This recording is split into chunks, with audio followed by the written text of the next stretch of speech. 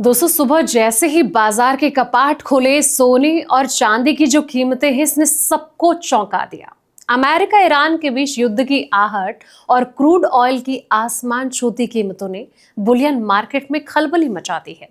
जहां कच्चे तेल की जो कीमतें हैं $100 के पार निकल गई, वहीं सोने में जबरदस्त सेलिंग प्रेशर दिख रहा है।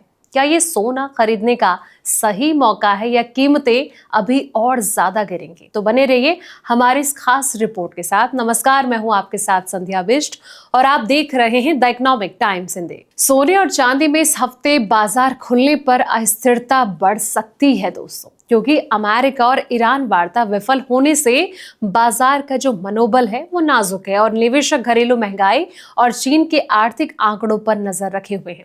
वेस्ट एशिया से जुड़ी घटनाओं के अलावा ट्रेडर्स जो है अमेरिकी प्रोड्यूस प्राइस इंडेक्स यानी कि पीपीआई कच्चे तेल की जो कीमतें हैं कई फेडरल रिजर्व अधिकारियों के भाषणों को भी ध्यान से देखेंगे, ताकि सोने चांदी की जो कीमतें हैं इसकी दिशा तय हो सके।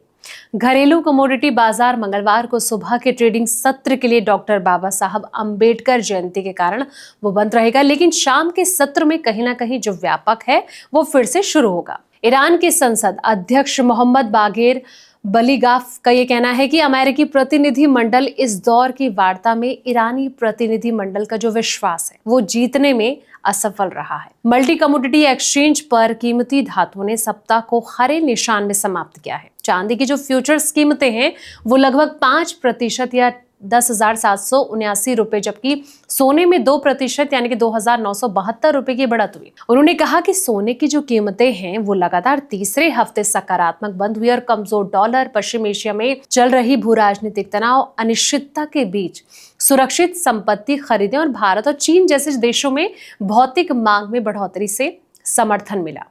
बुलियन में अस्थिरता उच्च बनी हुई है क्योंकि दुनिया भर के जो बाजार हैं अमेरिका और ईरान के शांति वार्ता पर फोकस कर रहे हैं और कोई भी प्रगति जोखिम संपत्तियों जैसे कि इक्विटी और कमोडिटी को बढ़ावा दे सकती हैं और कीमतें मेटल्स को भी ऊपर धकेल सकती हैं। लेकिन इसके विपरीत कोई बदलाव फिर से वित्तीय बाजार में पड़ी हुई अस्थिरता को ट्रिगर कर सकता है। अपेक्षाकृत कमजोर अमेरिकी आर्थिक आंकड़े और ऊंचे तेल मूल्यों के कारण बड़ी मुद्रास्फीति के संकेतों ने उम्मीद जो है वो बढ़ा दी है कि फेडरल रिजर्व मौजूदा दरों पर स्थिर रह सकता है। अंतर्राष्ट्रीय बाजार में कॉमेक्स सोने की फ्यूचर्स कीमतें पिछले हफ्ते $107.7 या 2.3% बढ़ी, जबकि चांदी में लगभग 5% $3.56 की बढ़त हुई है। दोस्तों, चांदी की कीमतें भी सप्ताह को 4.5% से अधिक बढ़त के साथ समाप्त हुई और सोने की जो सकारात्मक गति है औद्योगिक धातुओं में नई खरीद, भौतिक बाजार में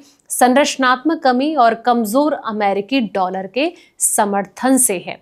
तो जिस तरीके से ये कहा जा रहा है कि शायद हो सकता है कि ये जो हफ्ता है इसमें सोने और चांदी के जो रेट हैं इनके भाव में उतार चढ़ाव का दौर देखा जा सकता है, क्योंकि जिस तरीके के तनाव भरे पल अभी चल रहे हैं इससे कहीं ना कहीं इनका इम्पैक्ट पड़ सकता है। हालांकि एक तरफ क्रूड ऑयल बढ़ रहा है और ऐसे में तनाव की स्थिति उत्पन्न हो रही है, लेकिन सोने चांदी के जो दाम है वो लगातार पिटते जा रहे हैं और ऐसी ही तस्वीर जो है हो सकता है कि इस हफ्ते भी नजर आ सकती है। तो इसको लेकर आपकी क्या राय है, कमेंट सेक्शन में अपनी राय जरूर दें। फिलहाल इस वीडियो में इतना ही।